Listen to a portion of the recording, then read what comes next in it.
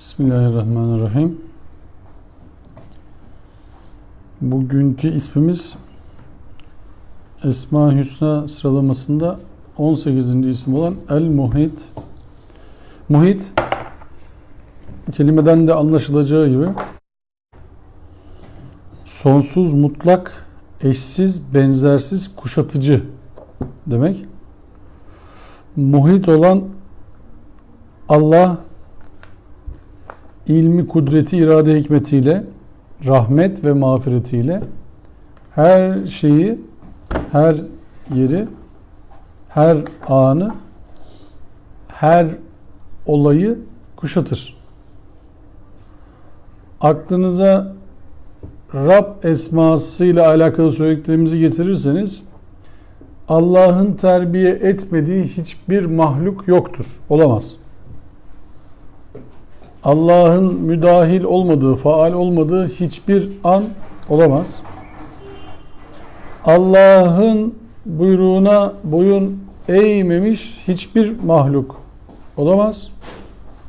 Allah'ın bizzat haberinin olmadığı hiçbir olay, hiçbir söz, hiçbir eylem olamaz.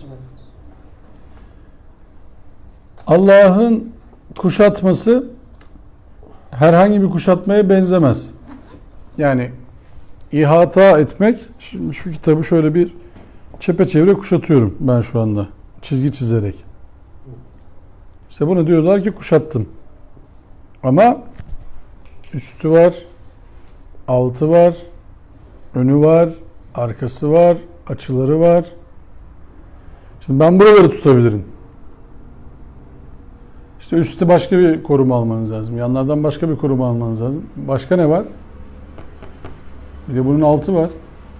Altını da kuşatmanız lazım. Yani komple kuşatmanın olabilmesi için her yönüyle kuşatmanız lazım.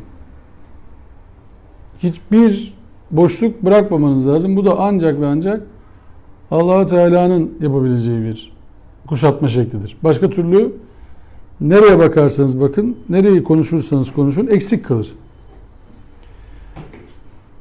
Kur'an'ın bu kuşatmayı anlatırken bize öğrettiği hususlar vardır. Allah yarattığı kuluna şunu sorar: başıboş bırakılacağınızı mı zannettiniz der. Yani yaratıldıktan sonra başıboş bırakılacağınızı mı zannettiniz? Yani demin okuduk ya, Tekasür suresinde sorduğu gibi, her nimetten hesaba çekileceksiniz. Netes'elunne yevmeyzin anin naim. Her şeyden hesaba çekileceksiniz. Ve şu sorulacak: size dünyada kaldığınız süre yeterli iş yapmak için yetmedi mi? O kadar bir süre verilmedi mi yani size? Akletmeniz için bir süre verilmedi mi? Değer üretmeniz için bir süre verilmedi mi? Allah'la olan ilişkinizi gözden geçirip Allah'a karşı duruşunuzu düzeltmeniz için, düzelttikten sonra da muhafaza etmek için yeterli süre verilmedi mi? Yani insanların Allah'ın kuşatmasını tek taraflı olmaları bilmesi lazım. Mesela Allah insanı yarattı, insanı dünyaya bıraktı, daha da karışmıyor. Böyle bir Allah tasavvuru yanlıştır. Ya da Allah yarattı, öldürecek, öldürdükten sonra bir şeye karışmıyor. Bu da yanlıştır. Ya da Allah öldürdü, öldürdükten sonra toprak yaptı, topraktan sonra böcek yaptı, böcekten sonra tekrar kuş yaptı, kuştan falan, bunlar da yanlıştır. Yani sonsuzluk, mutlak sonsuzluk Allah'a ait bir şeydir. Başlangıçsızlık da Allah'a ait bir şeydir. Yani evvelsiz evvel, ahirsiz ahir. Allah'tan önce ne var diye soramazsınız Allah yoksa. Allah'a konuşurken. Allah'tan sonra ne olacağı da konuşamazsınız. Niye? Çünkü Allah der ki kullu men aleyha fen ve yebqa vechu rabbike zil celali vel ikram. Ancak celal ve ikram sahibi Rabbin hariç her şey fanidir. Bir tek Rabbin bakidir. Şimdi bu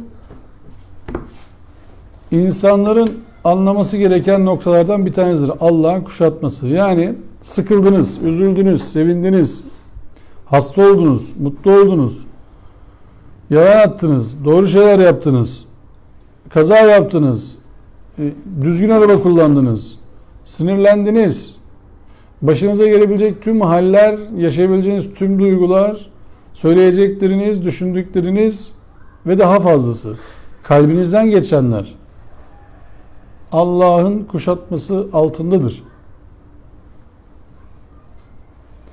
Su mübarek bir ayettir bildiğiniz üzere. Suyun analizini yapanlar şunu derler. Su analizi yapıldığı zaman geçtiği yerlerin tamamını size aktarır. Ben şu kaynaktan çıktım. Şuraları geçtim. Şu madenleri, şu alüminyumdur, magnezyumdur, odur budur, kireçli yerdir. Hepsini anlatır derler size. Yani suyun analizini yaptığınız zaman suyla alakalı, geçtiği yolla alakalı bütün bilgileri size verir. Şimdi bazı parçalar buluyorlar kazı yaparken. Bir bakıyorlar çanak. Aa diyorlar çanak çıktı. Bakalım kaç yıllık bu? Aa diyorlar bu 300 bin yıllık çanak bu. 300 bin yıl. Geçen bir kitap okudum. Kitapta diyor ki hazin bir hikaye anlatıyor.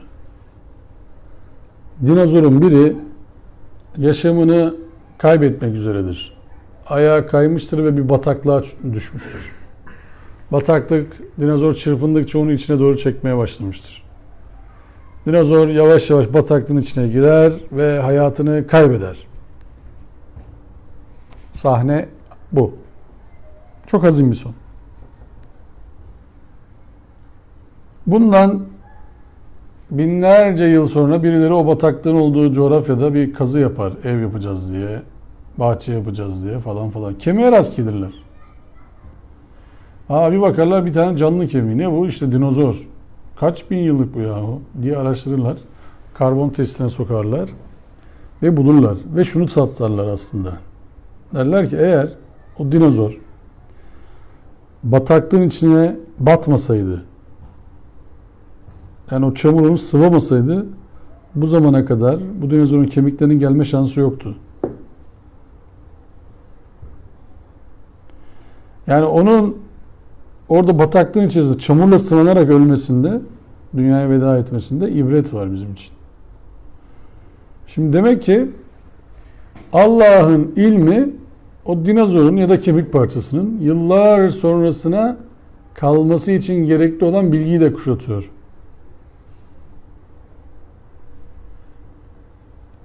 Zihinlerinizi biraz zorluyor olabilirim bunu anlatırken ama Allah'ın bilgisini nerelere kuşattığını anlayalım diye söylüyorum. Ya da bir tane kuş, kızılgerdan diye bir kuş, çok güzel diğer kuşlar gibi, dünyanın en uzun göç eden canlısı, en uzun mesafeye göç eden canlısı. Tahminen şu kadar bir kuş işte. Kızılgerdan kuşu. Çok güzel. Yakışıklı bir kuş. Bilim insanları dediğimiz insanlardan bazıları bu kuşun peşine düşüyorlar. Diyorlar ki ya arkadaş, alalım elimize bir tane sapan bunu vuralım. Bu bilim adamı yapmaz bunu biliyorsunuz yani. Niye vursa da vurup da ne yapacak? Müslüman olsalardı iyi olurdu. Fakat anlatanlar Müslüman değil. Ya da bize öyle geliyor. Kuşun peşine düşüyorlar. Niye sizce? Bu kuş diyorlar 3000 kilometre yakın göç ediyor. Her sene aynı yere gidiyor bunlar, bu uyanıklar. Gidiyorlar da bunlar nasıl gidiyorlar? Navigasyonları mı var? Bunların otobanı mı var? Bunlar orayı nereden buluyorlar? Tabelaları mı var bunların okuduğu? Bunlar bir turizm şirketiyle mi anlaşıyor? Nasıl gidiyorlar oraya diye sorması gerekir Müslümanın, değil mi? Fakat Müslüman olarak biz ne yapıyoruz? Diyoruz ki Allah ol der, kuş da oraya gider. O yüzden araştırmaya gerek yok. Öyle. Bu arkadaşlar şeyin peşine düşüyorlar bir de. Kral kelebekleri var. Kral kelebekleri. Kral kelebekleri de ona yakın bir mesafeye göç ediyorlar. Enteresan. Kelebek. Aynen. O kadar mesafeye yakın neredeyse bir göç süreleri var. O mesafeleri var. Şimdi kuşu takip etmeye çalışan arkadaşlardan bazıları kelebeğin de peşine düşüyorlar. Diyorlar ki bu kelebek nasıl gidiyor kardeşim oraya? Merak. Yazın bunu bir tarafa. Merak. Merak etmek Allah'ın emri midir sizce? Akla evinde ben merak ettim. Merak etmeden olur mu ya? İnsan merak etmeden, hayret etmeden olabilir mi yani? Hayret etmeyen insan insanlığını kaybeder. Niye biliyor musunuz? Allah'ın emeğini ıskalıyorsunuz hayret etmediğiniz zaman. Merak etmediğiniz zaman, hayret etmediğiniz zaman Allah'ın emeğini ıskalıyorsunuz. Onları şanslı olduğunu zannediyorsunuz olanın bitenin. Kediyi öldüren merak değil mi? Efendim? Kediyi öldüren merak değil mi? Kedi mi öldürüyorlarmış melekler? Öyle mi yapıyorlarmış? Şimdi enteresan bir konu bak. Merak ve hayret.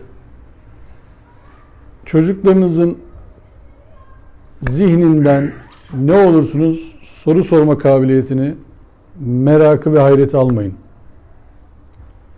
Böyle sorular sorulmaz demeyin. Böyle şeyler düşünülmez demeyin. Niye böyle işlerle uğraşıyorsun demeyin. Sakın ne olur yani çocuklarınızın fıtratında olan hayret etme, merak etme, araştırma duygularını sakın almayın elinden çocukların. Çocuklara yapabileceğiniz en büyük kötülüklerden bir tanesidir o. Çocuklara yapabileceğiniz en büyük kötülüklerden bir tanesidir. Şimdi bir soru soracağım size. Basit bir matematik sorusu. Bu şu anda Türkiye'de bir şeyde denenmiş lisede. Basit bir matematik sorusu soracağım. Bir otobüste 30 tane erkek yolcu, 10 tane de bayan yolcu var. Size göre bu otobüsü kullanan şoförün yaşı kaçtır? Benim yaşımda ya. Çok basit bir soru sordum bak. Cevabı çok basit çünkü. Soru zor da cevabı çok basit. Bana göre ben kaç istesem olur. Hayır, cevabı şu. Bak çok basit bir cevabı var. Bu verilerle bu sorunun cevabı verilemez. Bitti, bu kadar.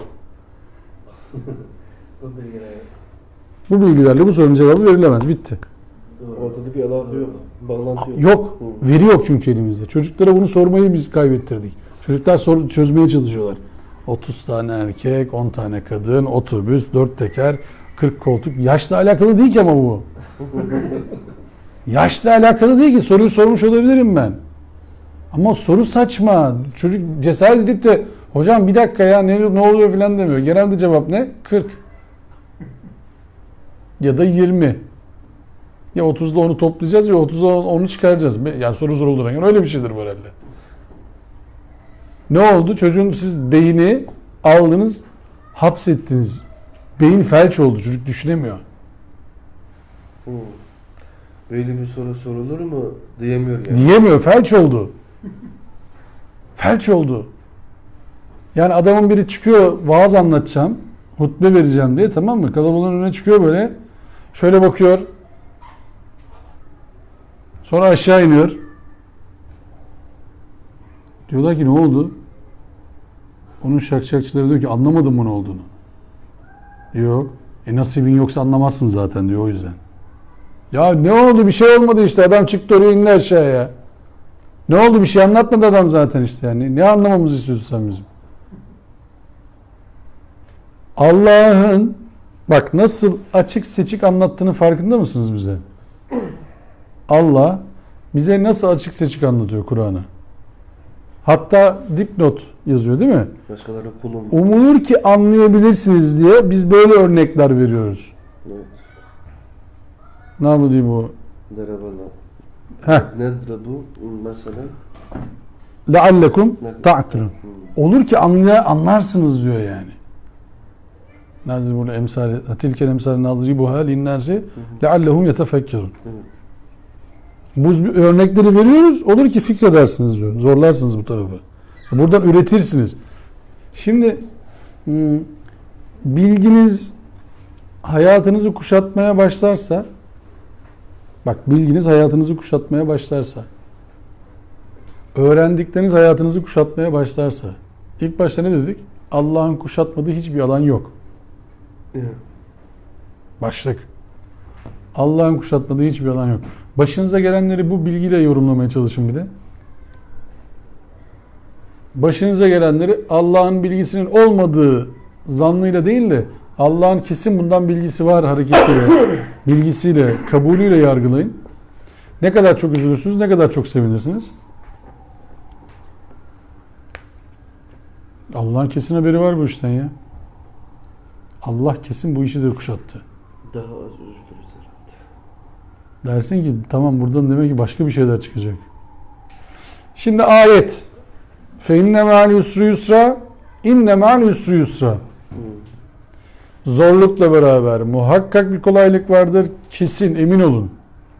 Zorlukla beraber muhakkak bir kolaylık vardır. Bunu diyen kim? Allah. Başınıza bir zorluk geldiği zaman ne yapmanız gerekiyor? Bunun öncesi takdir edersiniz ki kolaylıktı. Zorluk geldiğine göre, fark ettiğinize göre zorluğun geldiğini, kolaylığın içindeydiniz. Demek ki bundan sonra da bir kolaylık var. Ana mahkum olmayın demektir bu.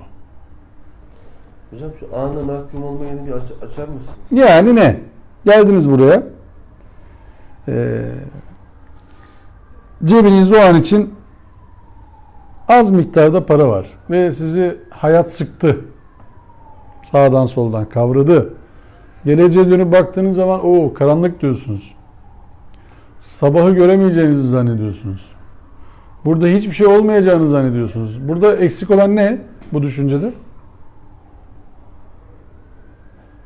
Bu düşüncede eksik olan ne? Umut. Allah yok. Evet.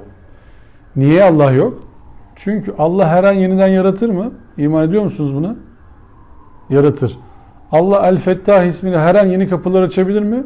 Açar. Açabilir. İnsanın en büyük yaptığı hata ne biliyor musun? Sevgili hocam. Yokları sayıyor, varları değil. Niye varları saymaz? Çünkü saymaya zaman yetmez. Yokları saymak daha kolay. Şikayet etmek için yokları saymak zorundasınız. Varları sayarsanız hareket etmek zorundasınız o zaman. Çünkü niye? Bir hikaye anlatayım mı size? Kısa. Bu Henry Ford diye bir arkadaş var. İşte Ford arabalarının yapıcısı, bilmem necisi, şusu busu.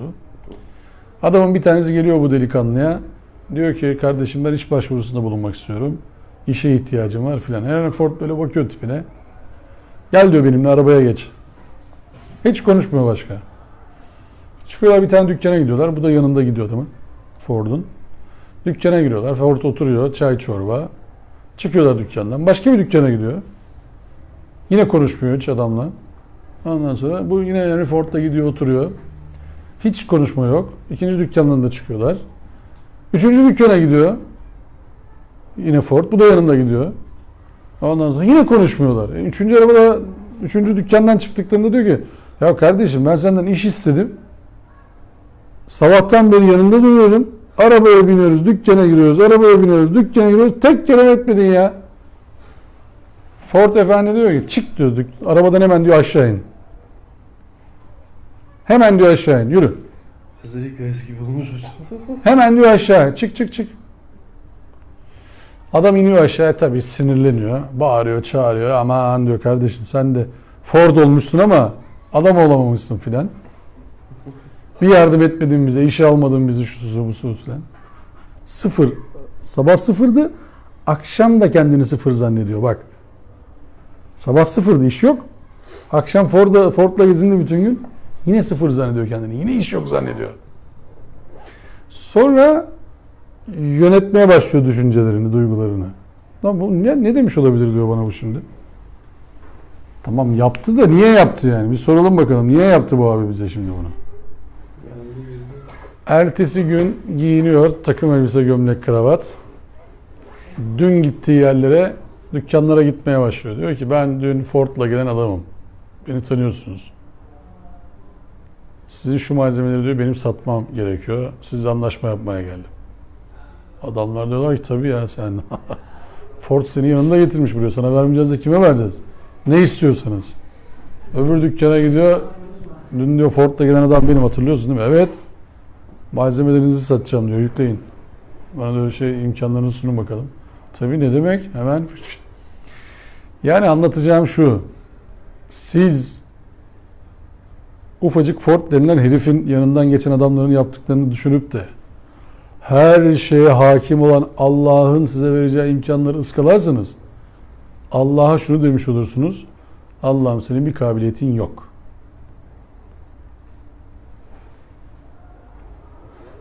Bazen dünya üzerinize kara basan gibi çökmeye çalışır.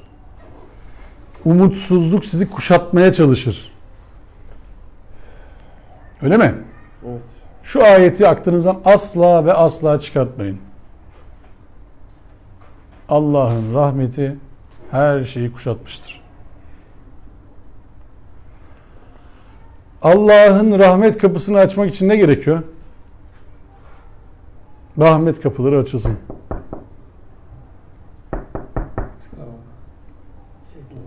Niye?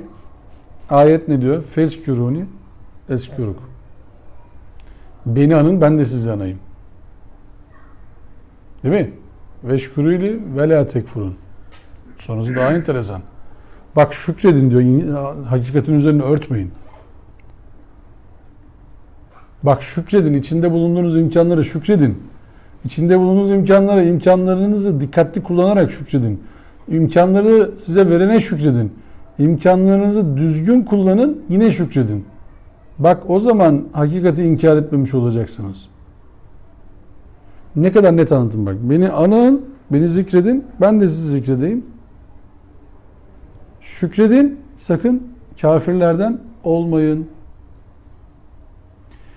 Allah sizin içinde bulunduğunuz her durumu kuşatmıştır. Paralılığı da, parasızlığı da. Yani paralı durumunuzla, parasız durumunuzda. O anda bir tercih sürecindesiniz. Paralıyken de, parasızken de. Yaptığınız planları, projeleri, sorguları şu ciddiyetle yapsanız olur mu hocam? Rica etsem sizden. Allah'a dua ediyorsunuz ya. Allah'a bir dosya hazırlıyormuş gibi dua etmeye kalksanız Allah'a dosya sunacakmış gibi. Allah'ın huzuruna çıkıp Allah'a dosya sunacakmış gibi dua etmeye kalksanız çok ama çok ciddi bir hazırlık sürecinden geçirmeniz lazım değil mi duanızı? Çünkü sunacağınız merci dünyanın içindekilerinin toplamından çok ama çok önemli bir merci. Hatta galaksilerin hepsinin toplamından daha önemli bir merci. Fakat biz dualarımızı nasıl yapıyoruz genel itibariyle? Allah'ım yani bir şey var işte bizim. Dualarımızı kabul et, namazımızı kabul et işte. Kıldık onu da şimdi işim var benim. Ben şimdi işime geçeceğim. Allah'a dua ettiğimizin farkında değiliz namazdan sonra. Farkında mısınız bilmiyorum ama. Haddimi aşmayayım da. Bak namazı bitirdiniz biraz evvel değil mi? Namazdan sonra duanız ne kadar sürdü? 1 dakika, 3 dakika, 5 dakika. Hatırlayan var mı namazda ne dua ettiğini? Namazdan sonra ne istediniz Allah'tan? Ne istedin Allah'tan? Allah zaten biliyor ne istediğimi. Değil mi? İşte dualarımız böyle olunca olmuyor. Farkında mısınız? Çünkü hazırlanmıyoruz. Çünkü ciddiye almıyoruz ettiğimiz duayı. Allah biliyor ne istediğimi ya. Ben bir şey yapmıyorsam emin olun demek ki Allah onu istemediğimizi biliyor. O yüzden de vermiyor. Öyle. Bak ne istemediğimizi biliyor Allah. Şimdi ne isteyelim? Buraya masaya ne istersiniz? İskender yer misin? Dama yer misin? Tabii ki. Nan yer misiniz? İsteyelim şu anda. Zihinlerimizi birleştirelim, isteyelim. Hadi. Gelir mi? Gelmez. İnanmıyorsunuz değil mi böyle bir şeye? Allah'tan niye böyle istiyorsunuz? Yani olmayacak şeyi Allah'tan istemeye utanmıyoruz bazen. Farkında mısınız bilmem. Yani olmayacağını biliyorsunuz. Çünkü çabanız yok o hususta. Bir planınız yok. Şimdi buraya gelmek için plan yaptı değil mi herkes? Bak buraya gelmek için herkes bir plan yaptı. Şu saatte çıkarım. Şu araca binerim. Şu saatte orada olurum. Çıkışta da böyle olur. Herkesin bir planı var. Tutar tutmaz. Planı tutmasının birinci şartı ne? Planı yapmak. İkinci şartı ne? Harekete geçmek. Biz plan yapmıyoruz. Harekete geçmiyoruz. Ama söylüyoruz. Biz bir plan yapacağız ya Rabbi diyoruz. Allah da diyor ki ya bak plan yapacağız diyoruz sürekli. Planımız yok. Yani ne demek istiyorum? Şunu demek istiyorum. Bak Allah her anımızı kuşatıyor bizim.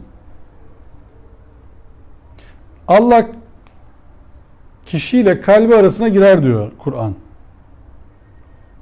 Kişiyle kalbi arasına girer. Niye? Sizce niye girer?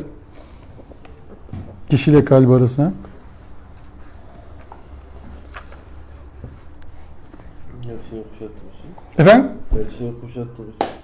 Ya niye girer ama her şeyi kuşatıyor da niye girer kişiyle kalbi arasına? Sence? Niye girer? Niye girer? Abdullah sence niye girer? Allah hayır. Niye girer? El vedud Niye girer? sevdiği için.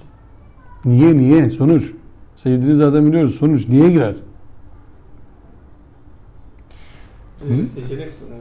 Efendim? Seçenek sunuyor. Sundu zaten seçeneği. Baştan zaten seçmemizi seçti. Allah bizim seçmemizi seçti.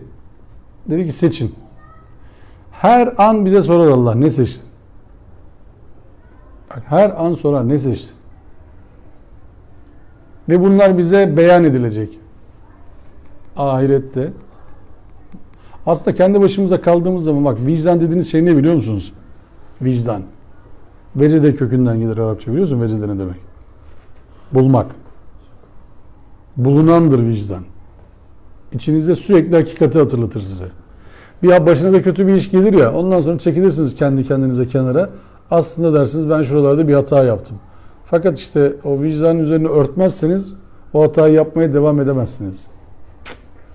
Bazı işlerde mesela zalimler öyledir. Bilirler kötü bir şey yaptıklarını biliyor musunuz? Kötülük yapmanın birinci şartı nedir? Vicdanın üzerine örtmeniz lazım. Vicdanın sesini bastırmanız lazım. Başka türlü yapamazsınız o kötülüğü. Devam ettiremezsiniz. Vicdanınızın sesini durdurmanız lazım içerisinde. Bastırmanız lazım. Vicdan emiyorum bak o Xi Jinping mi neydi o şey? Xi Jinping. Xi Jinping. O herif de biliyordur kötü bir şey yaptığını. Erkek değil mi o ya? Herif dediğim için. Erkek. Tamam işte neyse.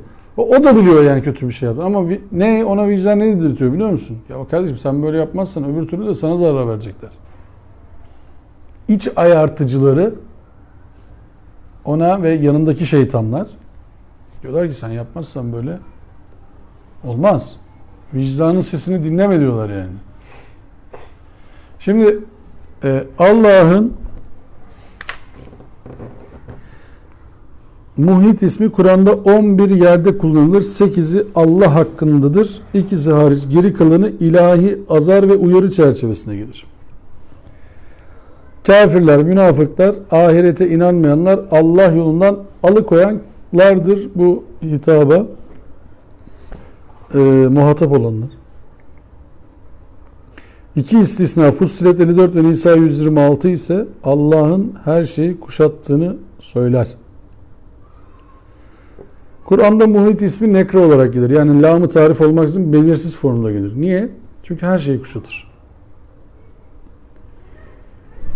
Terkip içinde gelmez. Hep müstakil olarak gelir. İlk geldiği ayet Buruç suresidir.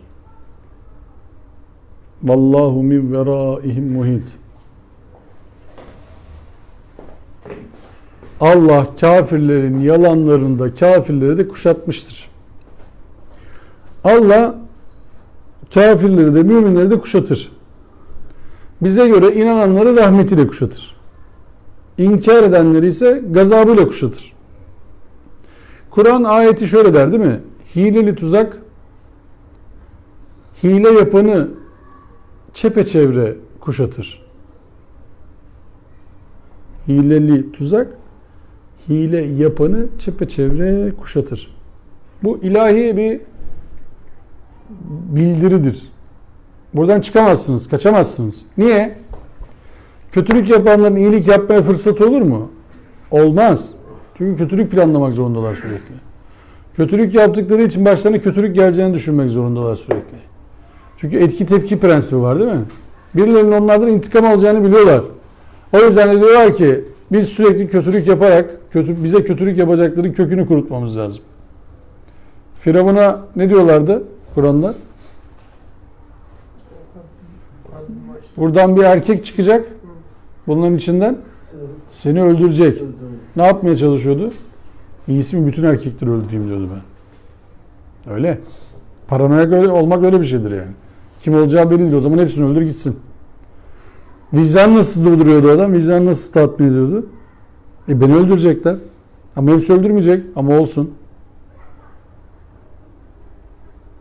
Sonra ne oldu bak şimdi. Düşünün ki öyle bir coğrafyanız var. Erkeklerin hepsini öldürüyorsun. Kendini kurtaracağını zannediyorsun. Bak şimdi hileli tuzak nasıl kendini kuşatıyor. Erkeklerin hepsini öldürürsen 15 sene sonra ülken yaşlanıyor. Arkadan gelecek taze kuvvet yok. Ne oldu? Kime verdin zararı sen şimdi? Yine kendini kuşatmış olur. Kadınlar kaldı, erkekler öldü. Ülke kaldı bakımsız. Kaldı iş gücü yok çünkü bitti. Ama sen kazandığını zannettin değil mi ilk başta? Faiz de öyledir. Hileli tuzaktır. Faizcilerin hepsini kuşatır. Bu bankalarda çalışanlar zannediyor musunuz? Çok mutlu olacaklar bu işin sonunda. Olamaz. Şöyle düşünün arkadaşlar. 100 lira para var ortada. Size banka 120 lira veriyor. Faizle 120 lira veriyor. Para kazanması için kaç liraya satması lazım bankanın o parayı? En az 130 lira. Mantık olarak bakarsanız. Değil mi? Bankadan 130 lirayla efendime söyleyeyim para alan adam 130 liraya ürettiği ürünü kaça satması lazım? O da 10 lira koysa etti mi size 140 lira? Sizin 100 liranız 120 liraydı. Ne kadar zarar ettiniz şimdi? Bak 100 liranız 120 liraya çıktı ama 20 lira zarar ettiniz şimdi. Halbuki 100 liranın üzerinden yürüseydi her şey, faizle para çekmeseydi adam, 100 liralara yine devam ediyordunuz hayata. Bak siz 100 lirayı 120 lira yapacağım zannettiniz. O 120 lirayı size taahhüt eden adam 130 liraya satacağını söyledi. 130 liraya bankadan para alan adam 140 liraya çıkarttı. Sizin para durduğu yerde eridi. Siz faizden para kazandığını zannediyorsunuz mu? Yok. Kur'an'da demiyor mu yani? Siz faizi kazanır zannedersiniz ama o sizi eritir, bitirir. Bitirir. Bak bu kadar basit hesap aslında bu. Sen enflasyon şimdi kaç çıktı Türkiye'de? 26, 27 filan değil mi? Bankalar faiz veriyoruz diye kaç vereceklerini taahhüt eder? En kabalayısı diyor ki %20 sene sonra. Faizle para alacağım mesela %40.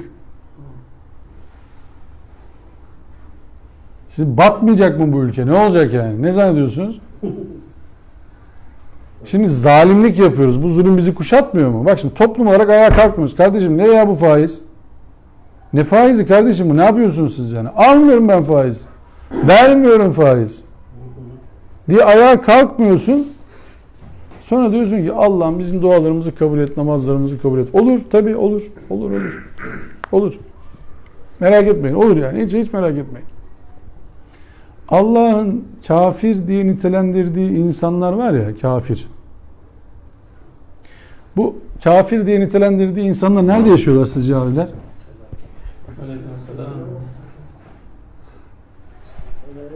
Bu kafir diye yaşayan insanların üzerinde şey yazar mı sizce? Kafir yazar mı? Dışarıda görüyor musunuz? Ben kafirim diye dolaşan, elinde böyle bayrakla. Sizin şeyde var mıydı? Çin'de var mıydı? Müşrikler Derneği diye bir dernek. Kafirler, Münafıklar Derneği. Şimdiden öyle diyor. Şey var mıydı? Öyle bir şey yazıyor muydu? Ya? Münafıklar Derneği diye bir dernek var mıydı Doğu Türkistan'da? Müşrikler Vakfı var mıydı? Yok. Zalimler Vakfı var mıydı? O zaman ayetlerin hiçbiri onları ilgilendirmiyor. Farkındasınız. Şekilden gidiyorsunuz. Ayetler hiç sekmiyor. Adamlar müşrik vakfı kurmamış. Zalim vakfı kurmamış. Münafık vakfı kurmamış. Müfsit vakfı kurmamış. Öyle bir dertleri yok. Adam diyor ki benimle alakalı, ben müfsit değilim ki. Kur'an öyle diyor ya, yeryüzüne fesat çıkartmayın dediğimiz zaman onlar derler ya biz ıslah edicileriz ya, ne fesadı, bizim öyle şeyimiz olur mu? Kimse kabul eder mi öyle bir şey? Etmez. Ama biz ne yapıyoruz? Genelde arıyoruz. Şekil. Şekil. Tam o hocam. Şekil yani. Şekil yani. Şekil. Diyoruz ki ya müşriklere söylemiş bunu. Nerede abi bunlar? Bu müşrikler nerede? Tanıyan var mı abi bunları? Materyalistler de, komünistler. Onlar da materyalistler. Şekile bakıyor hocam. Tamam. Şey Bizimkiler gibi. de aynı işte. Ha, Biz bizimkiler. de aynısı. Bizde şimdi adam bak şimdi diyor ki şu ne diyorlar ona? İş tanımları var. İş tanımları. Şirketlerde değil mi? Hı. İş tanımı. Şu özelliklerde adam arıyoruz. Şu kadar tecrübeye sahip, şu diploması olan, şöyle tecrübesi olan, şu yaşı aşmamış. İş tanımı abi bu. Kriterdir. Kriter. Heh. Kriterleri belirleniyor. Yani normlar belli. Form zaman içerisinde değişiklik alabilir ama normlar belli. Evet. Bak Müslüman normunu anlatmış Allah. Müşrik normunu anlatmış. Münafığı anlatmış. Bu normlara uyuyorsanız hocam münafıklık yapıyorsunuz. Bak bu normlara uyuyorsanız. Şimdi Allah Resulü'ne dayandırılan bir söz var ya, doğru mu yanlış mı? Allah bilir doğrusunu. Hani münafıklığın alameti 3'tür diye başlayan bir şey var değil mi?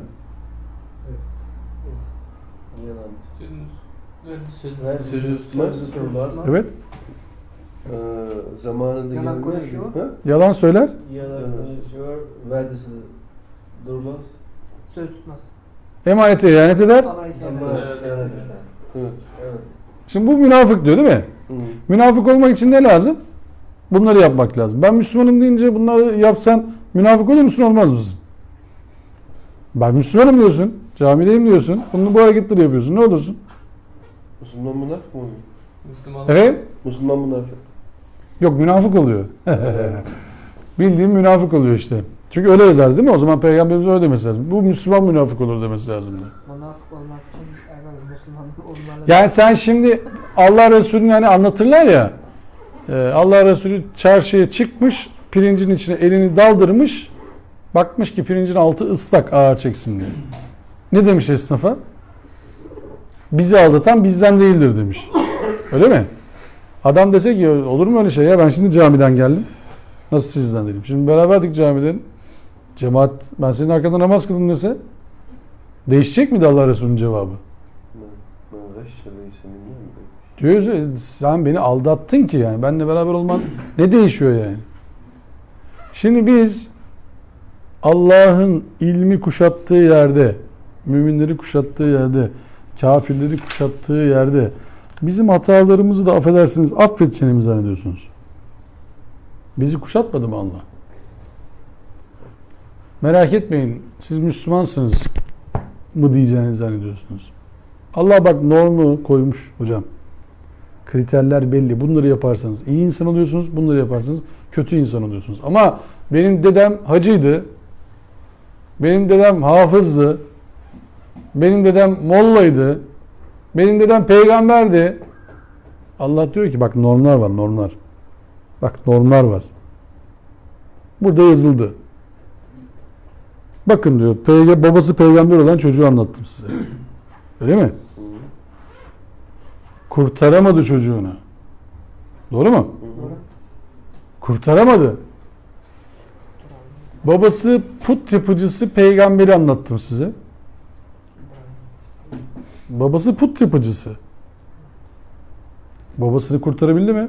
Kurtaramadı. Yok. Allah Resulüne söylenen nedir hocam? Sen hiç kimseye hidayet veremezsin. Öyle mi? Evet. Kendini harap etme. Hiç kimseye hidayet veremezsin. Bizim şunu algılamamız lazım. Bak Allah'ın kuşatmadığı hiçbir alan yok. Ve Allah'ın söyledikleri çok ciddi şeyler. O norma uyarsak biz o tariflenen oluruz. Yani şöyle düşünün normu. Anahtar var, anahtar. Anahtar aynı değil mi? Bir de kilit var. Anahtar. Aç kuş. Aç kuş. Kim? Aç koç. Aç koç. Açıyor ya. Koç ne? Aç koç. Aç koç. Hı, aç koç. Aç koç. Tamam. Aç koçu kilide doğru sokmaya çalışıyorsunuz hocam. Kulpa. Kulpa tamam. Aç koçu kulba doğru. Böyle konuşayım biraz daha hızlı oluyor. Aç koçu kulba sokmaya çalışıyorsunuz. Girerse oranın anahtarıdır değil mi? Evet. Kapıyı açar içeri girersiniz. Gerisi değil açılsa. Önce girmesi lazım. Bazen girmiyor ya. Girdikten sonra tam yuvalar birbirini görürse Hı. artık hareket etmeye başlıyor çünkü. O Evet. kulbu hareket ettiriyor aç koç. Hı. Güzel. Girmiyor ise olmuyor. İşte Müslümanlık da öyle bir şey hocam. Sizin tarifiniz, sizin yaşantınız Müslümanlık kulübünün içerisine girdiği zaman sizin aç koçlarınız yerini tutuyorsa o kapı açılıyor hocam. Açmıyorsa diyor ki yanlış anahtar. Frekanslar uyuması lazım. Olmadı hocam işte. Aç koçunuzu değiştirin diyor. Hı. Buraya ancak Müslüman aç koçlar girebilir bu kulüba. Öyle. Bu kulüba Ya bu kulübe girebilenler Müslümandır yani. tabii bu kulüba girebilen ve açabilenler ancak Müslüman aç koçları. Evet. Sizin kulübe bir bakın, aç koça bir bakın bakalım. Münafık kulübüne mi giriyor? Müşrik kulübüne mi giriyor? Kafir kulübüne mi giriyor? Müfsit kulübüne mi giriyor? Hangi kulüp olduğuna bir bakın bakalım. Çek edin. Allah çünkü anlatıyor bak. Dün akşam okuduk değil mi Me'ariç suresinde? Evet sana yapalım. Ne dedi? Allah'ın hiçbir şeye ihtiyacı yok dedi değil mi? Hiç öyle bir şeye ihtiyacı yok yani. Ama siz iman etmezseniz çok da dert yani. Allah da diyecek ki bunlar iman etmedi yandık yani. İslam bitti. Öyle bir şey yok. Allah'ın hiç öyle bir şeye ihtiyacı yok yani. Uymuyor musunuz? Uymayın. Sizin yerinize daha iyisi gelecek. Daha yaxşı. Allah için değişen bir şey yok. Evet, daha yakşı gelecek. Hı. Onu biliyorum yakşı. Güzel. Buruç suresini demin okuduk. Belillezine keferi fi tekzib. Vallahu min verahim muhit. Bu belillezine keferi fi tekzib dediğimiz arkadaşlar yalanı ve hakikatin üzerine örtmeyi yaşam tarzı haline getirmişler. Ve Allah bunları kuşattı. Kuşattı ne demek? Ya bunlar işte demin anlattığımız yaptığı hatalar bunları kuşatacak ve bu hataların başlarına getirecekleri belalarla yaşayacaklar. Şimdi İsrail denilen Siyonist topluluk şu anda zulüm yapıyor değil mi? Ve bu zulümle abad olacağını zannediyor. Halbuki ne kadar çok kin biriktiriyorlar dünyada kendilerine karşı. Ne kadar çok zulümle o kadar çok düşman biriktiriyorlar kendilerine karşı. Zulmle abad olan olamaz dünyada. Olamaz, mümkün değil. Aynı şey Çin için de geçerli. İngiltere için de geçerli. Amerika için de geçerli. Kurtulamazlar. Yaptıkları zulümle kendilerine yaptıkları zulmün farkına varmaları lazım. Bak yapamazlar, kurtaramazlar buradan kendini. Hiç kimse kurtaramamış. Kur'an tabiriyle söylüyorum. Bir bak bakalım onlardan bir yaşırtı duyuyor musun? Yok 9000 yıllık uygarlık var şu ileride. Yenikapı metrosunun olduğu yerde çıktı. 9000 yılmış onlarda. Az bir süre değil yani şuradalarmış. Yok. Ha Mustafa Kemal Paşa diye bir yer var şeyde İzmir'de. Orada buldu. Bizim Halil Bey var arkeolog. 9000 yıl diyor yani. İsimleri ne diyorum? Yok diyor isimleri yok. Öyle bir uygarlık yok. 9000 yıl. En eskisi biliyorsunuz 12.000 13.000 civarında Göbeklitepe Urfa'da. Şu anda saptanan. Göbektepe derken hani Göbektepe'de ne uygarlığı vardı dediğiniz zaman Göbektepeliler değil yani konu. Adam yok kimse yok orada yani akrabamız yok orada mesela Göbektepeliyiz biz falan. Yok çünkü adamlar yok. Sisi yok, şırtı yok.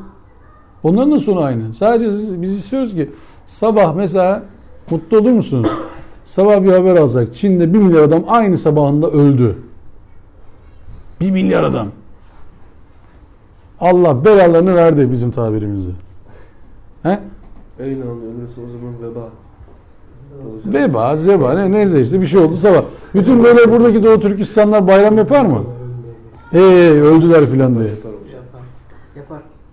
Doğu Türkistanlar buradan mesela iyi oldukları için mi onlar öldü olacak peki? Öyle mi düşüneceğiz? Ya düşünsenize bizim kaç senedir Müslümanlar olarak boş verin Doğu Türkistanları.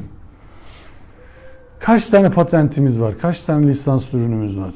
Taklitçilikten öteye gidememişiz.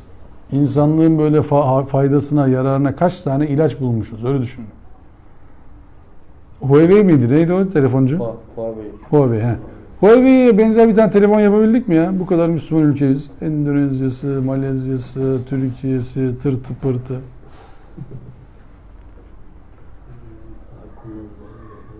Ya yok, interneti bize adamlar verdiler mi? İnterneti vermeseler biz nereden bulacaktık interneti? Söyleyin bana.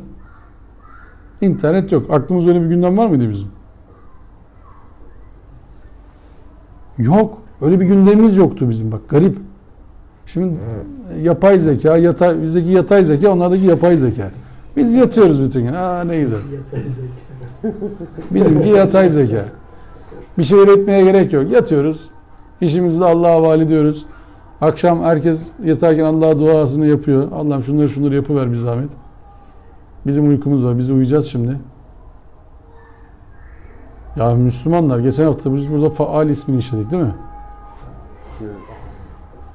Ne? Affeden ibadetler var hocam onun için. Ne? Neymiş o? Batır. Haftada bir, ayda bir, yılda, senede bir yapılacak. Ha dualar ibadetler ya. var. Ha Özel ibadetler. Bir dualar. kere de yapıyorsun, kurtarıyorsun diyorsun değil mi? Tabii. Diyor yani. Tabii. Özel dualar. Bazen yine oruç tutarsan 2 senelik Özel Tabii. günahlar günler. bile silinir. Ya şöyle düşünün bak şimdi, Kadir Gecesi 1000 aydan daha hayırlı deniliyor değil mi? Hı. Bak kalıp, Kur'an kalıbı 1000 aydan daha hayırlı. Siz şimdi eğer yanlış anlarsanız bu konuyu, bir tane Kadir Gecesi tutturursanız zaten cennetik olacağınıza inanırsınız. Sıkıntı yok. 1000 ay yaşayacağınızın garantisi yok bir kere. Bir daha çalışmanıza da gerek yok bana sorarsanız. Ulan 80 senelik ibadetinizi bir akşamda yaptıysanız tamam, boş verin, daha gerisine ne gerek var ki? Ne istiyorsunuz? 80 yıllık ibadeti yaptığınıza inanıyorsunuz o akşam, tamam mı? Ve cennet, başka bir şey yapmayacağınızı zannediyorsanız zaten sıkıntı yapmanıza gerek yok. Niye korkuyorsunuz cehennemden? Boş verin. Olan oldu nasılsa. Orada anlatılanın dikkatli okursanız bak, Kur'an okumadığınız 1000 aydan daha hayırlıdır. Bak Kur'an okuduğunuz gece, Kur'an okumadığınız 1000 aydan daha hayırlıdır olduğunu anlamanız lazım. Yani öndeki 1000 aydan konuşmuyoruz bak. Gerideki 1000 ayı konuşuyoruz. Öndekileri değil. Çünkü o okuduğunuz gece sizi inşa edecek. Gelin Müzzemmil suresine başa. Ne diyordu orada?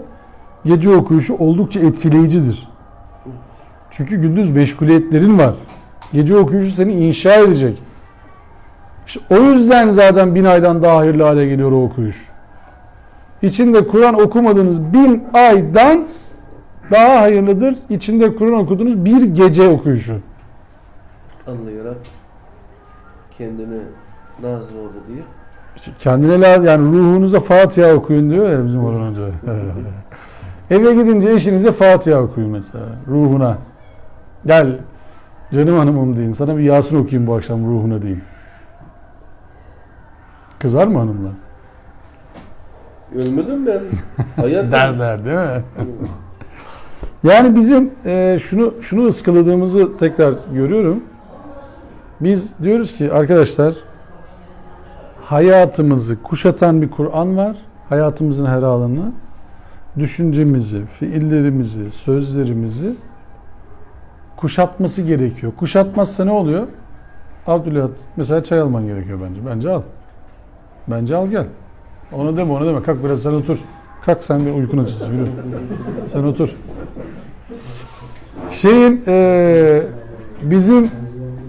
Bizim bilmemiz gereken kesinlikle şu bak. Allah her anımızı kuşatıyor. Şimdi Doğukur mesela morali bozuk. İşler kötü. Diyor ki ya böyle mi yapsam, şöyle mi yapsam, Antarktika'ya mı yerleşsem filan. Kutuplarda mı kalsam falan. Anladın mı? Nasıl oldunuz ya? Ama yanlış yapıyor. Niye yanlış yapıyor biliyor musun? Buradaki yanlış dua orada da yanlış dua olarak devam eder. Bak burada yaptığın yanlış dua orada da değiştirmezsin. Bak burada sebepleri tartışmazsak sonucu da üzerinden, bu sonuçtur. Şu anda işlerin böyle olması. Sebepleri tartışmamız lazım. Değişik versiyonlar. Değişik. Mesela adam bir tanesi yumurtayı alıyor maviye boyuyor, tamam mı? Yumurta 1 lira ise mavisi 2 lira oluyor. İşçilik var çünkü yumurta. Aynı yumurta halbuki. İşçilik var. Yani demek ki o zaman katma değeri yüksek ürünlere dönmemiz lazım. Gözleri 4 açmak lazım. Kardeşimiz işte bir portal yapmış, web portalı. Çalışmış, uzun süre uğraşmış, ürün satmaya çalışıyor. Ama alın teri var işin içerisinde. Zihin teri var işin içerisinde. Şimdi internet her şeyi kolaylaştırıyor, bir şeyi zorlaştırıyor. Farkında mısınız? bedavadan para kazanmayı zorlaştırıyor. Çünkü çok çeşit var artık. Çok emek göstermeniz lazım. Öne çıkmak için çok mücadele etmeniz lazım. Güncellemen lazım. CEO çalışması mı diyorlar? Sürekli üstlerde yer almak için sürekli aranacak bir şeyler yapmanız lazım. Sürekli. Yani sürekli geçen hafta biz ne dedik? El faal dedik değil mi? Allah her an bir iş üzere. Biz ne yapıyoruz hocalar? Ve ahiru davana hop yatıyoruz, bir hafta sonra tekrar derse geliyoruz. Sonra diyoruz ki ya biz bu esmaları galiba tam anlamadık. Bir hafta boyunca esma ile ne alakan vardı? Geçen hafta okuduk. Şimdi ilk göndersem geç kalmış olur mu? Yok aşağıda zaten Abdülhamit, hiç geç kalmadım. Almaya gitti. Aşağıya gitti almaya. Yani o kadar adam var. Ha. Ama senin yerine kimse tutmuyor demek işte, düşün. Bilmiyorum ya. Tamam. Bizim sebeplerimizi tartışmamız lazım hocalar. Sonuçları değil, bak sebepleri. Biz sebebi tartışmayı unuttuk. Bir iş kötü gidiyorsa sebepleri tartışacaksınız. Sinan Canan diye bir arkadaşımız var, biliyorsunuz değil mi? Profesör doktor, böyle çok iyi bir arkadaşımız. İyi bir hocamız. Severim kendisini. Neye değin? Efendime söyleyeyim, değişen beynim filan diye. O Y'yi çekersiniz oradan, değişen benime dönüyor kitabın ismi. Değişen beynim. Y'yi çekin oradan, değişen benime dönüyor kitap. O diyor ki mesela, ya diyor bir derginin diyor genel yayın yönetmenliğini vermişler diyor bana. Derginin genel yayın yönetmenliği için diyor birisinden reklam almaya gidecektik diyor, destek olsun filan diye. O gideceğimiz adam diyor asistanı vasıtasıyla şey sordurmuş diyor bana. Kendisi de sormuyordu nezaketen. O dergi çıkmasa dünyadan ne eksilir diye bir soru sordurmuş. O dakikada diyor istifa ettim dergiden. Bıraktım diyor genel yayın yönetmenliğini, hemen diyor başkalarına döndüm. Hemen o anda. Çünkü o şey demek yani, arkadaş bu dergi o kadar da önemli bir şey değil. Yani güzel bir şey çıkmamış ortaya, zorlama yani. Şu andaki formuyla. Daha iyi bir şey yapacağına inanıyorsan yap. Yapmayacaksan hadi hayırlı işler. Başka iş ara kendine. İçinde bulunduğunuz ortamdaki soruları kendinizi çok ciddi eleştirerek masaya yatırın. Yaptığınız işin yapılması gerekip gerekmediğini ciddi bir şekilde masaya yatırın. Geleceğe dönük hayalleriniz olabilir, kabul. Ama mevcut şartlarda duanız kabul olmuyorsa duayı gerektiği gibi yapmadığımızdandır. Bak, duanız kabul olmuyorsa duayı gerektiği gibi yapmıyor oluşumuzdandır. Ya adama şu denmez. Ya ne şanslı ya. Bir şey getirdi, bir sattı amma yürüdü filan. En doğru satış nasıl? Hangi satıştır? Doğru ürün, doğru fiyat, doğru zaman, doğru müşteri. Bu bileşke yerine gelirse satış gerçekleşir. Ürünün kalitesini saymadım bak. Doğru ürün, doğru zaman, doğru fiyat, doğru müşteri. Bak kaliteye gelmedim daha. Müşteri kaybını söyleyeyim mi size? Neden müşteri kaybedilir? Atın hadi. Neden müşteri kaybedilir Abdülhamid? Müşteri kayıplarının oranı. Neden müşteri kaybedilir? Söyle bakayım. İyi hizmet veremedim. İyi hizmet verebilir. Sen söyle abi neden? Kalite. Kalite. Sen söyle abi neden? Memnun kalmamıştır. Sen söyle abi neden? Hiç düşünmüyorum. Fiyattan olabilir mi? Fiyattan müşteri kaybedilir mi? Evet, o da var. O da bir. Efendim? O da var. O da var. Unsur olabilir ama Stoktan müşteri kaybedilebilir mi? Olabilir. Müşteri memnuniyetinden müşteri kaybedilebilir mi? Olabilir. Peki en çok, bu saydım şimdi bütün hepsini. En çok hangisidir sizce? Söyleyin bana şimdi. Fiyat. Fiyat, Kalite. kalite, müşteri memnuniyeti. müşteri memnuniyeti, hizmet, son. Bak burada bile ne çıktı? Müşteri memnuniyeti çıktı. %80'lerdedir müşteri memnuniyeti. Müşteri kaybında. Evet. Müşteri memnuniyetini yakalayamazsınız, batarsınız abicim. O zaman şeyi sormak lazım. Müşteri niye bundan memnun olmadı? Bak kalitenin ötesinde bir kavram konuştuk. Fiyatın ötesinde bir kavram konuştuk. Ne yaptık? Müşteri memnuniyetini şimdi şey yapacağız, sorgulayacağız. Niye kaçırdık müşteriyi biz şimdi? Ne? İlgilenmedik müşteriyle. Müşteriye geriye dönüp sormadık. Memnun kaldınız mı? Şikayetiniz var mı? Başımız bu. Neden Geldik değil mi? Kendi ellerimizle yaptıklarımızdan yine aynı işte. Aynı yerdeyiz yine. CRM diye bir hizmet var biliyorsunuz değil mi? Müşteri hizmeti CRM. Evet. Müşterileri elde tutma yolları. Tekrar arama. Nasıl? Memnun kaldınız mı? Şikayetiniz var mı? Servis yapalım. Şudur budur. Şununla beraber bu ürünümüz de çıktı. İlişkiyi koparmayalım hocam. İlişkiyi koparmamanın birinci şartı neydi? Faal olmak işte. Daimi olmak. Takip kalmak. Daimi olmak. Tamam. Musalliğin anlatıyordu değil mi Me'ariç suresi? Bunlar ne diyordu? Daimun. Salatlarında daimidirler onlar. Devamlı. Biz müşteriyle ilişkiyi yanlış yaparsak hocam ticarette de patlıyoruz. Şimdi server kurdunuz ya hocam siz. Server'dan adam 2 kere alışveriş yaptı. Üçüncüsünde siteye giremese bir daha sizin siteye gelir mi? Gelmez. Daimi olmak zorundasınız. Sevkiyat gelmese 1 gelmedi, 2 gelmedi. Bir daha siteye girer mi abi? İstersen siteyi 87 milyon sayfa yap. Az bir tane yavaşladı gibi bir daha gelmez. Adam 350 bin tane ürün değil de 3,5 milyar ürün koy. Girer mi abi sayfaya bir daha? Girmez. Devamlılık gerekiyor yani.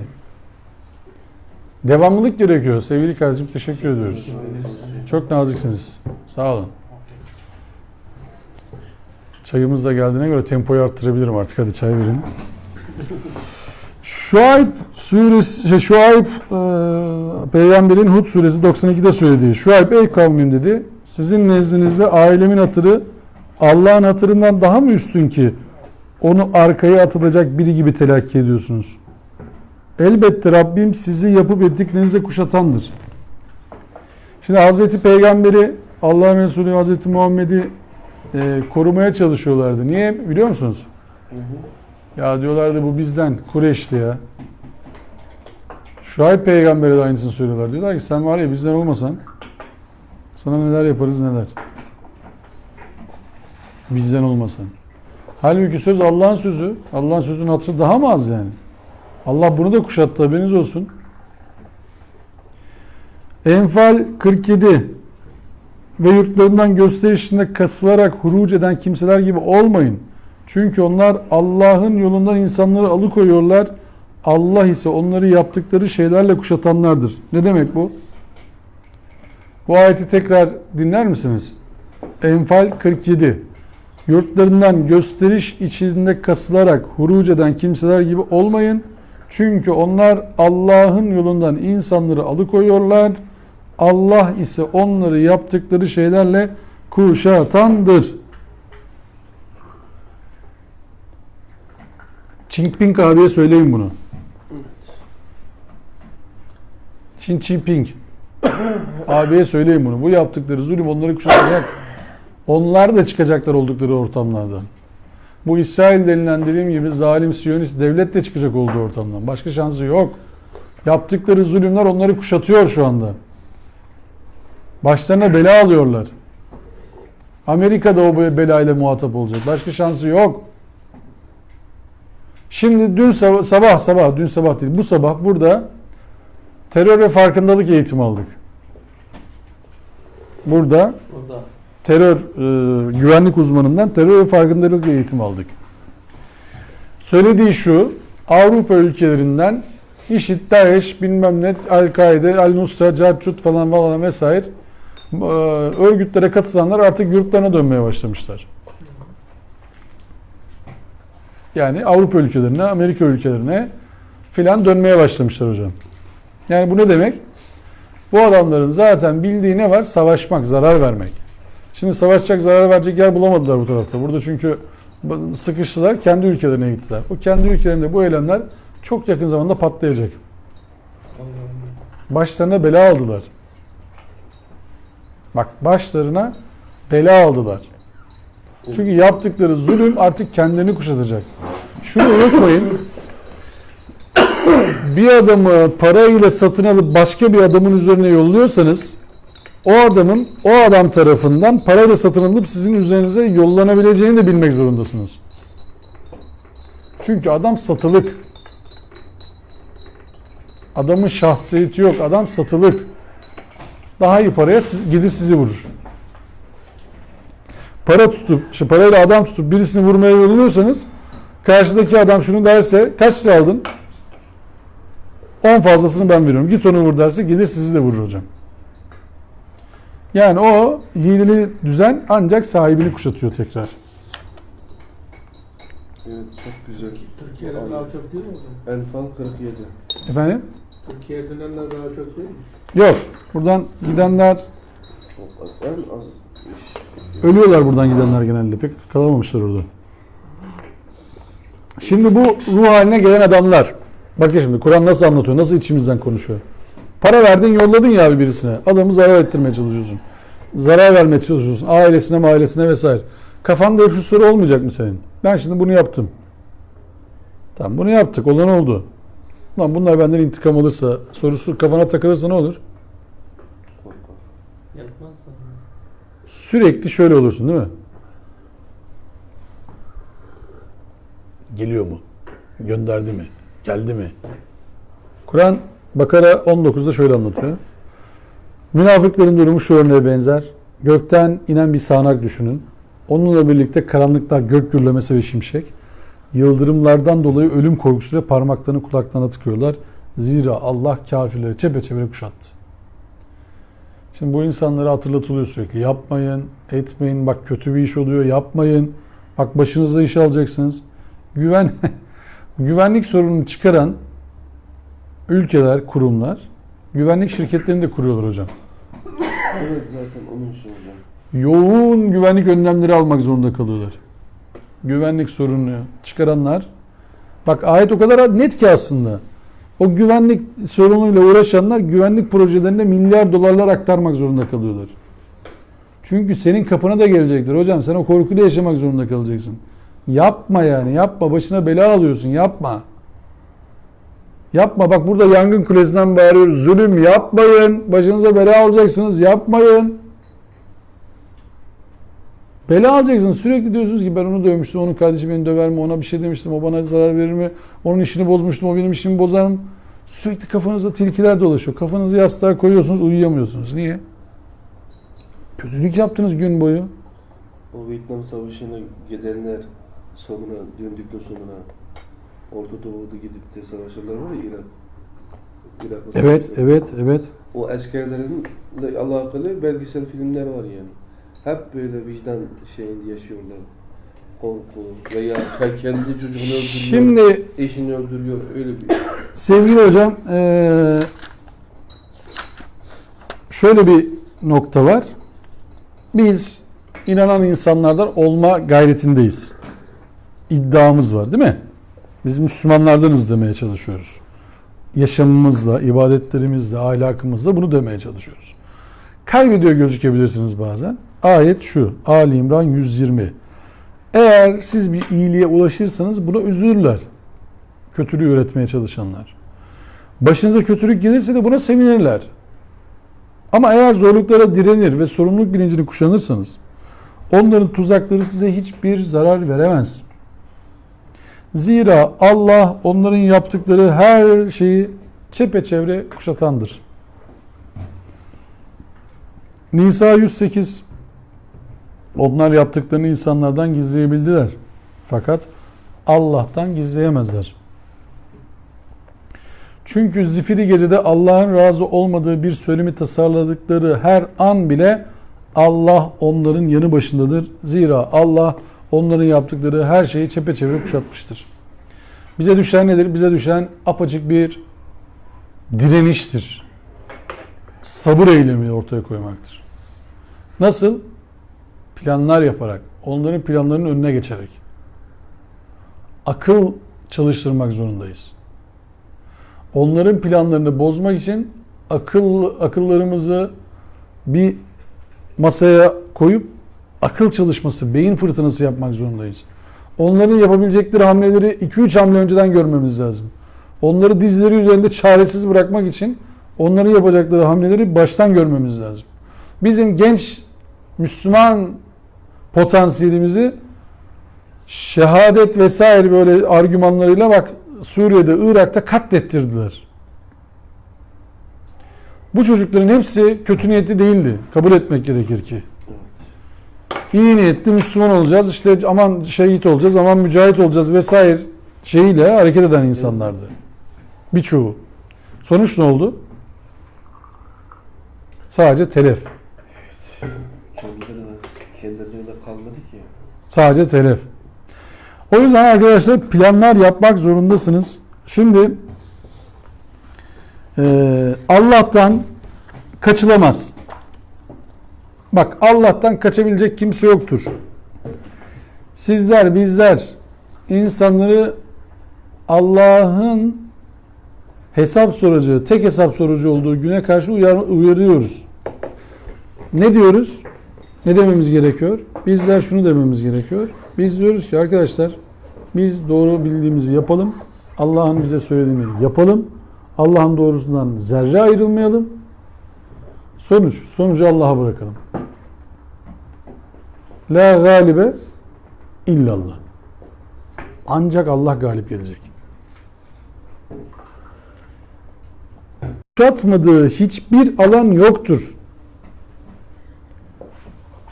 Allah'ın duymadığı hiçbir söz yoktur. Allah'ın görmediği hiçbir eylem yoktur. Allah bütün ilimleri kuşatır. Bütün fiilleri kuşatır. Zihinleri de kuşatır. Yani aklımızdan ne geçiyor? Şu anda bana bakarken ne düşünüyorsunuz? Farkındaysanız ben bilmiyorum. Öyle bir kabiliyetim yok. Hatta 3, 6, 7 neyse. Hepiniz aynı anda konuşun, onu duyabilecek de bir kabiliyetim yok. 1,5 falan belki duyarsam duyarım. Onun haricinde yok. Yani siz bana şimdi bakıyorsunuz ya böyle güzel güzel. Ben şimdi niye baktığınızı bilmiyorum. Yok, öyle bir kabiliyetim yok yani, yok. Öyle bir evliyatı anlatıyorlar ya şeyleri, efsaneleri. Ben öyle birisi değilim yani. Hiç öyle bir numaram yok benim yani. Anlatıyorum, anlattığımı zannediyorum filan. Anladığınıza umut ediyorum, anladın mı? Ama niye düşünüyorsunuz? Bana bakarken Abdülhay şimdi ne düşünüyor? Hiç farkında değilim mesela. Düşünüyor da ne? Ekmeği düşünüyor, fırını mı düşünüyor? Doğalgaz bağladı mı bağlamadı mı onu mu düşünüyor böyle kafasında? Yarın diyor işte kaçta açsak dükkan, onu mu? Bilmiyorum ki ne düşündüğünü ben onu. Allah'tan da bilmiyorum, anlatamam öyle dersi. Düşünsene şimdi orada bulut şöyle çıksa karikatür gibi. Hepinizin düşündüğünü görsem ben ders hayatta anlatamam burada. Hepinizi okumaya çalışacağım çünkü. Tek tek. Ders yürür mü? Yürümez ki. Ha bakıyorum o maçı düşünüyor, işte yarın şeyi düşünüyor, sınavı varmış onu görüyor filan. Ev kirası, bilmem arabanın benzini. Benim konu gitti. Allah bunların hepsini kuşatıyor. Sizin bana niye baktığınızı biliyor, haberiniz olsun. İsra 60. Hani biz sana demiştik ki tasalanma. Senin Rabbin insanları çepeçevre kuşatmıştır. Sana gösterdiğimiz müşahedeyi ise başka değil. İnsanlar için yalnızca bir imtihan aracı yaptık. Tıpkı Kur'an'da geçen lanetlenmiş ağaçta olduğu gibi. İşte onları bu tür imtihanlarla korkutarak uyarıyoruz. Ne var ki bu onların sadece küstahça azgınlaşıp böbürlenmelerini arttırıyor. Arkadaşlar şunu söyleyeyim mühit isminde atlamadan. Eğer Allah'ın her şeyi kuşattığını bilirseniz her şeyi kontrol etmeye çalışmazsınız. Her şeyi planlayayım, her şeyi kontrol etmeye çalışayım falan. Elinizden geleni yaparsınız, doğruları yapmaya çalışırsınız. Çünkü sınırlı olduğunuzun da farkında olmanız lazım. Bak, bir plan program yapıyorsunuz. Hata çıktığında ortalığı ayağa kaldırmayın. Mükemmel olan Allah'tır. Eksik yapacaksınız. Ama oluşum süreci devam eder. Olgunlaşma süreci devam eder. Şimdi sizle bir gün birebir sohbet etsem ben. İlk geldiğiniz derste şu andaki ders arasında ne fark var diye sorsam zihninizde. Minimum bir şey daha öğrendim diyebilirsiniz herhalde. Bir şey öğrenmişsinizdir yani minimum. Bir şey, Allah isminde bir şey öğrendik falan. Ben ama onu bilmem mümkün değil. Allah onu biliyor. Yani ilk buraya geldiniz, işte muhatap olduk sizlerle, görüştük değil mi? Kardeşimle vakfın mescidinde bir Ramazan akşamı tanıştım ben. Ramazan'da kimse yok ortalıkta. Ben de teravih diye gelmişiz buraya. Bu kardeşlerim de gelmiş. Kimse yok. Biz dedik bari namaz kılalım yani. Kimse olmayınca namaz mı kılmayacağız yani? İlla ki birisi kıldırır diye geldik. O illa ki kıldıracak birisi benmişim o akşam. Öyle bir şey oldu, denk geldi. O akşam tanıştık. Sonra dedi ki benim bir abim var yakışıklı falan dedi. Hakikaten yakışıklı bir arkadaş. Ondan sonra onunla tanıştık. Böyle böyle Devam etti ama ben bilemem ki ne olacağını, ne biteceğini. Mümkün değil. Planlayamam da zaten. Şimdi ona selam verirken onun bir abisi vardır, onun arkadaşları vardır, bilmem. Öyle bir planlama olur mu? Öyle bir selamlama. Mümkün değil. Böyle bir yaşantı olur mu ya? Paranoya. Deli işi bu. Gidiyorsun birisiyle tanışırken diyorsun ki kesin bunun o vardır. Bu öyle bir şey olmaz. Hayatın içerisinde devam eder, olgunlaşır. Ama bilmemiz lazım ki Allah kuşatmıştır. Yani şunu düşünürüm bazen. Ya ben niye bu adamla tanıştım ki şimdi? Bir mantığı olması lazım bu iş. Sorgularım yani. Lan niye bu adamla tanıştım ki ben şimdi yani? 7,5 milyar adam var. Buna nasıl denk geldim ben? Vardır bir hikmeti sebebi derim yani kendi kendime. Bazen yakalarım sebebi, bazen yakalayamam. Ayrı mevzu da. Ama niye tanıştım ki ben şimdi bu adamla? Veya atışıyorsun adamla trafikte. Niye ben bu adamla atışıyorum abi yani? Ne alakası var? İstanbul 15 milyon adam var. Ben gidiyorum bir tanesiyle yolda atışıyorum yani. Bir daha da görmeyeceğim adamı. Düşünmek lazım. Orada da Allah'ın olduğunu düşünmek lazım. Orayı da kuşatan Allah olduğunu bilmek lazım. Ya ben ona soruyum ya o bana soru. Dakika itibariyle. Metroda karşılaşmışsın değil mi? Bir tane hanımefendiyle bakışıyorsun. Hanımefendi sana bakıyor, sen hanımefendiye bakıyorsun falan falan. Soru aslında o. İmtihan sorusu. Ne yapacaksın? Ayete uyup gözünü mü kısacaksın? Ya da ayartıcılara uyup gözünü biraz daha mı açacaksın? Saçını düzeltip şöyle. Ha? Ceketi düzeltip falan böyle oturuşu kalkışı. Efendim. Yüzüğü saklayalım aman gözükmesin evli olduğumuz filan. Ayartıcı girdi devreye. Gitti. Telefonla konuşuyorsun. Ne oldu bizim para geldi mi? 250 bin dolar gelecek. Tamam filan görüşürüz. Ayartıcı girdi devreye. Artık her şey değişiyor. İşte orada soru geliyor. Farkında mısınız? Soru geliyor. Kadın geliyor ya da size diyor ki ne kadar yakışıklısınız ya filan. Hakikaten mi ya? Ciddi mi? Filan. Halbuki evlisiniz. Yakışıklı olup olmamanız bir şey değiştirmiyor. Eviniz var, eşiniz var, aileniz var. Mutlu bir yuvanız var. Birisi bir niyetle yanınıza yanaşmış. Siz orada soru soruluyor. Ne yapacaksın? Hani derler ya, hiç kimse sınanmadığı günahın masumu değildir. Güzel söz. Diyor ki ben kadınlara bakmam. Olur. Kadın sana bir baksın bakalım bakıyor musun bakmıyor musun? Bir de öyle konuşalım. Bir de öyle konuşalım bakalım. Bakıyorsun adamcı zengin. Acayip acayip kadınlar bakıyor adama. Niye sizce? Yakışıklılığından mı? Hiç kimse sınanmadığı günahının Masumu değildir. Medyen'e soydaşları şu ayıbı gönderdik. Ey kavmim dedi. Yalnızca Allah'a kulluk edin. Zira sizin kulluk edeceğiniz ondan başka bir ilah yok. Bir de eksik ölçüp tartmayın. Her ne kadar sizi şimdi refah içerisinde görüyorsam da yine de ben sizi çepeçevre kuşatacak bir günün gazabından korkuyorum. Medyen'in durumu nasılmış? Ticari durumu? İyiymiş değil mi? Şu anda refah içinde olsam da siz böyle eksik tartıyorsunuz ya. Bak çepeçevre kuşatacak bir gazap var sizde. Bu çünkü kötüye gidiyor bu iş. Basiret sahibi adama ne derler? Basiret sahibi adamın yapacağı iş nedir? Birkaç hamle sonrasını gören adama derler değil mi? Satranç da öyledir değil mi biraz? İyi satranççı nasıl hamle yapar? 2-3 hamle sonrasını görür. evet. Adamın da ne hamleler yapabileceğini biliyorsan bayağı iş o. Senin yapacağın hamleleri bırak. O da diyorsun ki o da bana bunu yapar o filan filan falan. Tamam mı? 2-3 hamle sonrasını hem onun hamlesini hem senin hamleni görebiliyorsan iyi satranççı olursun. Strateji oyunu. Orayı kapatırsam o onu çıkarır, bu burayı çıkarır, bunu. Ama sen de onun hamlesine karşı başka bir hamle yapabileceksen, değil mi? İşte Allah'ın bizden istediği şu sevgili abiler.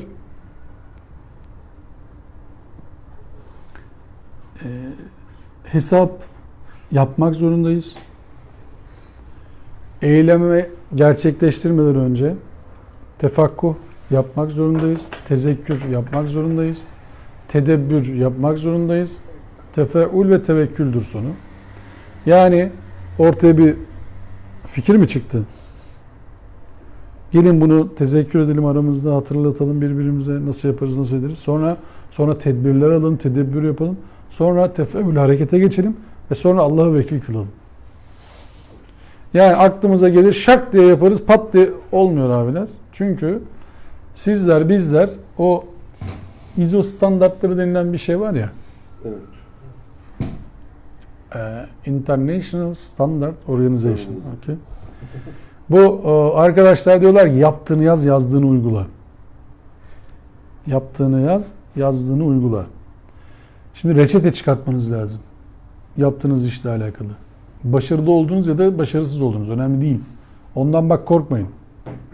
Ama reçete çıkartmamaktan korkun hocam. Bak başarılı olmak ya da başarısız olmak ayrı bir göreceli kavramdır. Ama reçeteniz yoksa aynı hatayı tekrar yaparsınız. Aynı başarıyı tekrar yapacağınızda garantisi olmaz. Reçeteyi anlatabildim mi derdimi? Reçeteden kastım ne? Yani yaptığınız bütün adımları not alın. Kademe kademe not alın bunları. Yazın yani. Bu sizin evranınız olsun. Başardınız. Tekrar etmek için o yaptıklarınızı check edin. Yeni işinizi ona göre sorgularsınız. Yorumlarsınız. Kaybettiniz. O yaptığınız adımların hepsini takip edin. Nerede hata yaptığınızı bulun. Bir daha kaybetmezsiniz. Anlatabildim mi meramımı? Anlatamadım mı? Anladınız mı? Anladık mı? Yani başarısızlık şu anda içinde bulunduğumuz durumdan çıkmanın Doğu Türkistan'dan Urumçi'den tekrardan Gür İslam'ın sedasının yükselmesinin tek yolu var. Şu zamana kadar yaptığımız yanlışları yapmamak zorundayız. Ama birinci yol ne? Bu zamana kadar yaptıklarımızı yazmak zorundayız. Yani bu zamana kadar bu iş buraya nasıl geldi? Bunu bilmezseniz tekrar o iş oraya gider abi. Çıkamayız o cendereden. Hani bir tane çok affedersiniz fare deneyi vardır ya, fareyi böyle bir yuvarlağın içinde koştururlar. Tıkır tıkır tıkır tıkır fare koşar hızlı hızlı ama hep aynı yerde döner. Çünkü çektikçe aşağı iner, çektikçe aşağı iner. Aynı şeyleri yaparsak çok affedersiniz aynı pozisyonda biz kalırız. Aynı şeyleri yapıp farklı sonuç beklemek olamaz. Zalimler. Tevbe 49 ve inne cehenneme muhitatun bil kafirin. Nankörlükte ısrar edenler için cehennem tarafından kuşatılmalı vardır. Ankebut 54 yesta'cilûneke bil azab ve inne cehenneme muhitatun bil kafirin. Onlar sana meydan okuyarak azabı çabuklaştırmanı istiyorlar. Ama iyi bilsinler ki cehennem inkara saplananları elbette çepeçevre kuşatacaktır. Sözün özü, arkadaşlar şu anda soydaşlarımızın bulunduğu durumdan çıkmanın tek yolu var. Yaptığımız işleri adım adım yazacağız. O hataları tekrar etmeyeceğiz. Plan yapacağız. Allah'ın bu işe müdahale olduğunu aklımızdan çıkarmayacağız. Bir. İkincisi, o hataları yapanların başlarına ondan daha beter bir hata geleceğinin inancında olacağız. Çünkü zulüm asla ve asla hükümdar olamaz. Tarih bunun sayısız örnekleriyle doludur. Bize uzun gelebilir. Allah'a göre çok yakın bir süredir bu. Me'aric suresinin girişinde öyle der. Sana soruyorlar azap ne zaman gelecek? De ki o bize göre çok yakın. Allah'ın yani onlar zulmü arttıkça iyi bilin ki o zulüm onları kuşatıyordur. Daha fazla kuşatıyordur ve artık paranoyak hale gelecekler. Mecbur kalacaklar hakları vermeye. Bak hakları vermezlerse patlama olacağının farkındalar. Tüm dünyada bu böyle gelişmiştir. Ancak şeker tadı veren suni şekerlere aldanmamanız lazım. Şimdi çaya şeker atıyorsunuz ya. Şeker tadı veren suni şekerlere aldanmamanız lazım. Anlık rahatlama verse de size. Hedefiniz şekerse şekere razı olun. Ya ne demek istiyorum?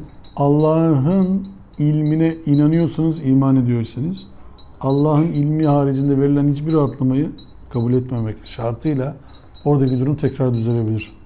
Çünkü Allah'ın ilmi bize şunu der. Bulunduğunuz yerde bozgunculuk yapmayın. Size saldırılmadığı müddetçe saldırmayın. Hayrı yayın. Cahillerle karşılaştığınızda selam deyin. İçinizden hayra çağıran, iyiliği emreden, kötülüğü nehyeden bir topluluk çıksın. Ve ancak kurtuluşa erişenler bunlardır. ve ibadetlerinize devamlı olun. Ahitlerinizde devamlı olun. Ve yetimleri koruyun, kollayın. Ve sonuç Allah'ın davasına desteğinizi devamlı hale getirin. Allah'ın kitabı boş zamanda okunacak kitap değildir. Allah'ın kitabı zamanınızı tamamını yöneten hale gelmek zorundadır. Buradan çıkışın tek yolu var bu. Yoksa istiyorsanız denemesi bedava. Sultanahmet Meydanı'nda, Medine'de, Mekke'de çıkalım, dualar edelim. Ama aynı hataları yapmaya devam edelim. Bakalım Allah'ın huzurunda bu dualar bizim yüzümüze vurulur mu, vurulmaz mı? Allah varsa çözüm vardır. Allah varsa yeniden yaratış vardır. Allah varsa yeniden tevbe kapıları vardır. Ve yeniden kapılar açılacaktır. Buna eminim. Ümidi asla kesmemek lazım. Ana mahkum olmamak lazım. İçinde bulunduğumuz durumu güzelleştirmek bizim ellerimizdedir. Allah ölçüleri koymuş. Ölçülere saygı duymak lazım. Ciddiye almak lazım. İnşallah doğru şeyler anlaşılmıştır. Anladıysanız Allah'ın rahmetidir, bereketidir, mağfiretidir. Sizlere hediyesidir. Yanlış bir şey varsa benim kabiliyetsizliğimdir, idare edin işte. Bilerek yapmadık ama hata da yapmış olabiliriz. Daha iyi anlatanlar vardır. Onları da dinlemenizi tavsiye ederim. Ve ahiru davana elhamdülillahi rabbil alemin. Rıza'anillah. Teala'l Fatiha.